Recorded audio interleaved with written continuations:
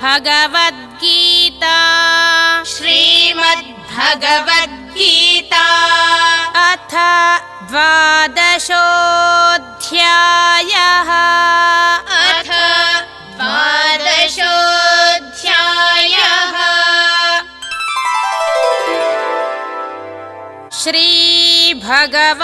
श्रीभगवानुवाच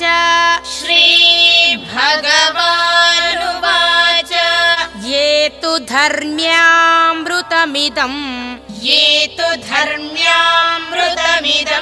यथोक्तं पर्युपासते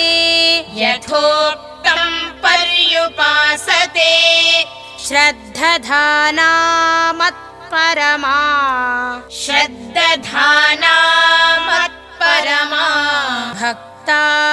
भक्तास्तेतीव मे प्रियाः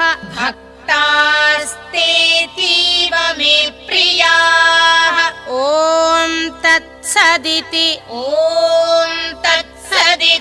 श्रीमद्भगवद्गीतासु उपनिषत्सु ब्रह्मविद्यायां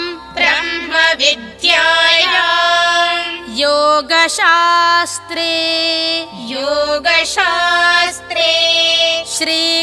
श्रीकृष्णार्जुन संवादे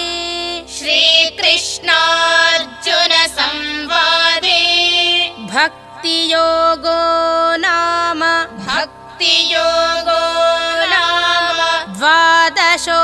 द्वादशोऽध्यायः